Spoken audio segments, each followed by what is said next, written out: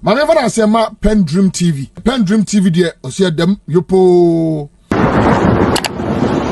have given us a third tranche. It's based on the fact that we are on course, not derailed. And if you cannot, quote unquote, even if we were off and now we are on track with getting our house in order, you cannot discount that. So Doc, we shouldn't. Doc, from what you have read and your experiences, will any organization retain the managers who led the organization into bankruptcy? Well, let me say that as we sit here today, and that's why I started off with Karaga, and I said that our exchequer has been changed. And that for me is monumental. And it is reflecting in the budget. How? Oh, the exchequer before, Adam was Akuffo Addo. Yes. And he's been changed. And as part of bankruptcy proceedings, the things that you refer to as harvests from the negotiations. Yes. They are the work of the person that you said has been changed. Not necessarily so. How? Because the debt forgiveness came just recent, after he had left.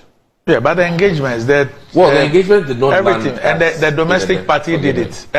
The engagements, yes, up until he left, had not landed us in forgiveness. You mean we had not completed it? Correct. Yes, but he had secured a commitment letter, for which reason we were even given the second tranche. He had done the domestic one. We're talking about the third tranche. Now, the other key thing, you asked me the retention, and I've said that in line with what you're expecting, the exchequer has been changed.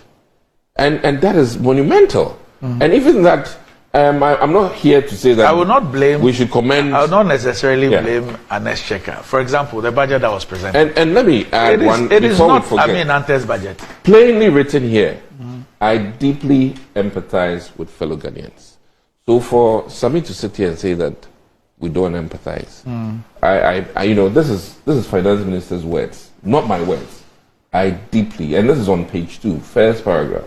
Mr. Speaker, it has indeed been a difficult time, and I deeply empathize with our fellow Ghanaians.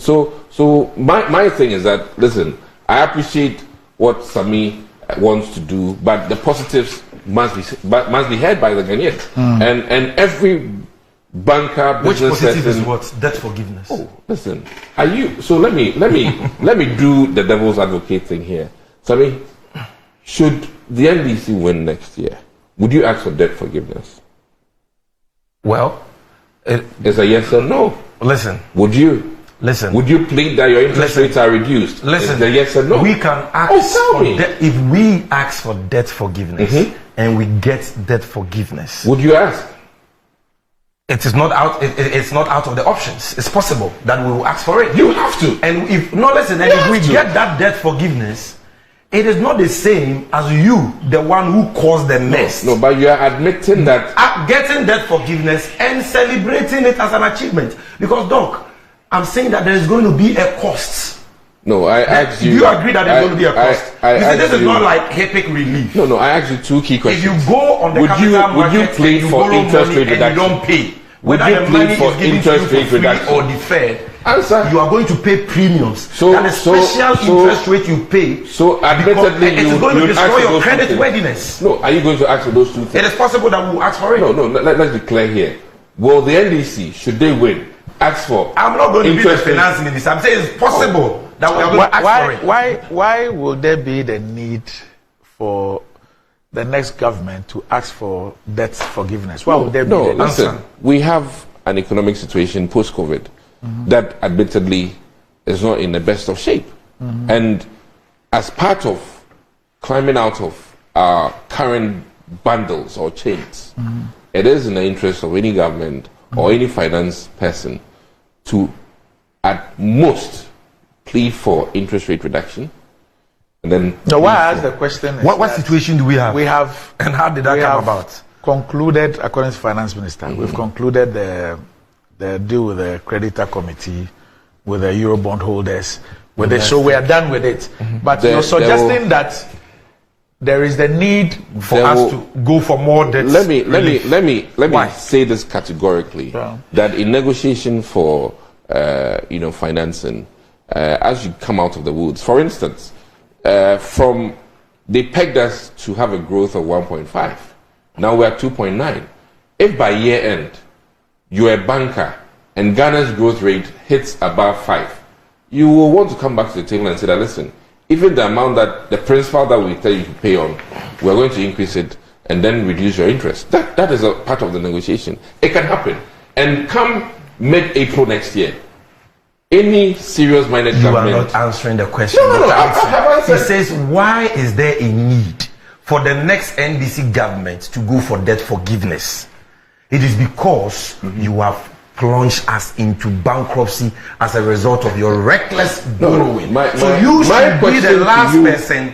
My question was that, will you ask it? As an achievement? And you have to. That's the point we are making. It is. Why is Cote d'Ivoire not begging for debt forgiveness? If it's somebody who has free debt, Sammy, why is so good? They all Sammy, know that it will come at a you cost. are- you have a You see, legal mind. Let's understand Wait, that you have a this thing legal is mind. not free. Sammy, It You will see, come at a huge cost. interestingly, yesterday with Desi. you have a legal mind. Yesterday with Desi, my young friend who, You have to who does the appreciate trends. it. The issue of this credit score and all those Yes, things yes. came up. Which And is, American. I used Ghana's situation to describe it to him. Yeah. You know, that I do not have any problem with a credit score, which creates a credit system in this country. However, I don't like it when people create the impression that it is a solution or the panacea to a problem. Because at the end of the day, how do you build credit? If you go and take something, how do you build a credit score anyway? You go and take something on It's credit. paying back. It's the paying back. Whether you're able to pay back or not, which determines your score. So the key thing is the people's ability To pay back. to be able to pay back whatever they go and take on credit. And so your credit score, whether it is positive or negative, good or bad, is dependent on Ability to pay. your ability. And not that I system use that's- Ghana. Yeah. I use Ghana's situation to explain it. That if you want to look at a credit score, then look at Ghana. Yeah. So Ghana's credit score, Junk. that when they closed the capital market from to us, it was when the investors realized that we are not in a position to pay our debts. Yeah. And this was long before we declared The default. the in December default. Yes. 2022. But they had taken that decision because increasingly they could tell. They look at the data, everything.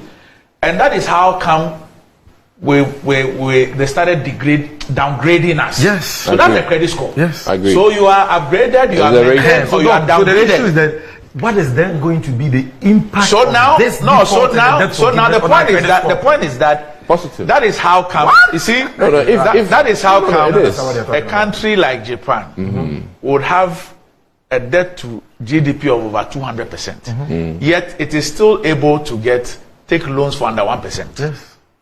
Yeah. Because of They are less the risky. score. Because they pay. The They are credit less score, risky. yes. They are able to pay. And that is how come Yes. somebody might have a debt to GDP of 70%, yet the person will be borrowing at 9% and 13%. Yes.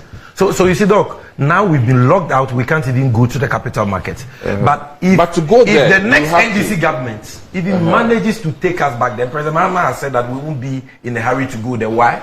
Because we know that we are going to face huge premiums. Huge interest. Yeah, you are at risk. The risk is You are so at risk. high. Yeah, but- you are what you have but- done. but- So that is the You are way. at Let me risk. break it down for you to understand. Because of what No. you have done Yes. in failing to Who pay says the he doesn't debts. understand? He understands. Because it No, is but- self-inflicted confusion. But are you admitting? by that refusing to pay to dig those out of monies this, you and still have to celebrating debt forgiveness and all that, you have increased the credit You know the risk the of this problem. country. You see, Doc, the problem That I nobody have. will believe us Doc, again. the problem I have, I have in all of this is Yeah. that the problem I have in all of this is that okay, well, government is telling a story the way it wants to tell it. No problem. Okay, but as a country, we need to begin, or to also seriously not begin, because I've heard that discussed even on this program. It's come up a few times, but we need to seriously interrogate the implications or repercussions of what has happened. Oh, Whether it is investor confidence. Because you see, how many Ghanaians who have gone through bankruptcy, the DDEP, how many Ghanaians would have the confidence to say that tomorrow government of Ghana is floating a bond, so I'm going to buy back again. And even if you're going to buy, what would be the interest? Yes. So I'm going to go back there. In concluding my remarks, I think that conclude with an apology on on behalf of Bawumia and your government for destroying the economy. The empathy bit is largely about understanding the pain of the average Ghanaian and many investors who have lost, and that nobody has hidden from that.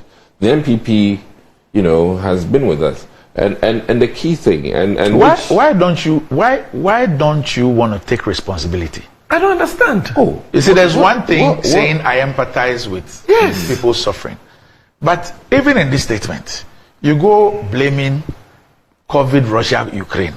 Oh no! For where we are. Yes. No. You're not taking responsibility.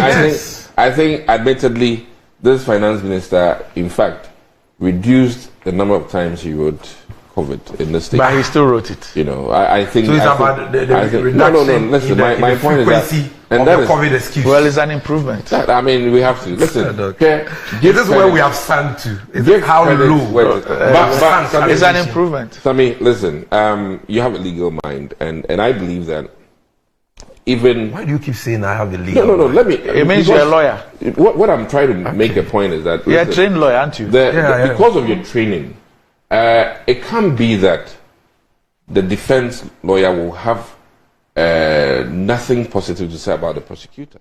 PENDREAM TV now, so far so good. Say open online portal e Ghana. Nipa share, nipa follow, nipa comment here. To my best of knowledge, without any biases, PENDREAM TV.